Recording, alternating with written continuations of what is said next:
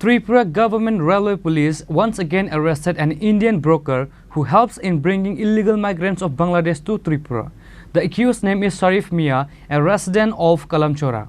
The GR police presented him to the court on Friday asking police remand.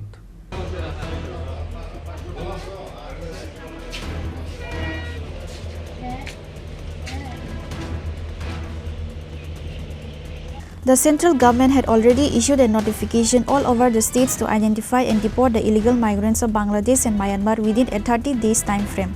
As such, many states had already taken initiative this work and started deporting illegal migrants to their respective countries except the state Tripura. Tripura ruling government disobeying the order of Home Minister Amit Shah by not implementing this work to identify illegal migrants and send them back to their country. Meanwhile, some brokers are helping Bangladeshis to enter Tripura over some money. As such, Tripura government railway police with the help of joint operation once again arrested an Indian broker who helps in bringing illegal migrants of Bangladesh to Tripura.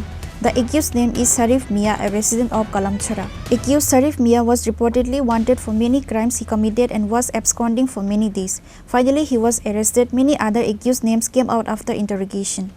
গতকাল রাত্রে মধ্যরাত্রি থেকে আমাদের এই joint operation হয়েছে।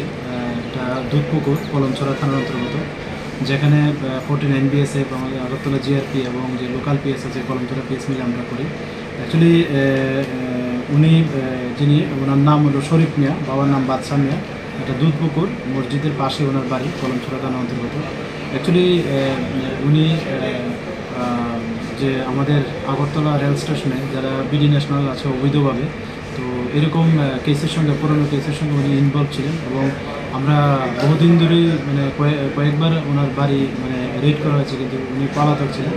তো কালকে আমরা খবর পেলাম যে উনি বাড়িতে আছেন, তো এই সুবাদে আমরা জয়েন্ট অপারেশন করেছি।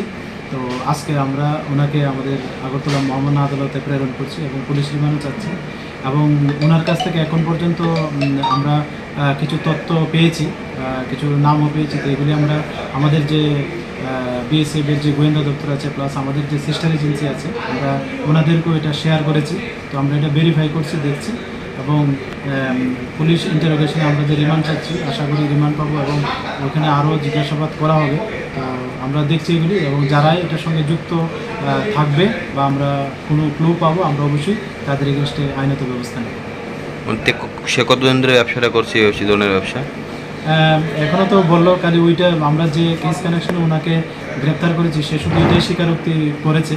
তো আমরা আগেও দেখি আমরা আগের কেসগুলো আমরা যে মামলা হয়েছে এগুলিও দেখবো এবং ওনাকেও দফা দফা জিজ্ঞাসাবাদ করবো, দেখি কী বলে আসে। কোথায় বাড়ি ওর? ওনার বাড়ি হলো দুধপুকুর, যেটা কলমছড়া থানার অন্তর্গত। নাম? ওনার নাম হলো শরীফ মিয়া, বয়স 42। ইন্ডিয়ানই না বাংলাদেশ? উনি Indian. The GR police presented him to the court on Friday asking police remand. Reported by Amit from Agartala, Chini, Khorang.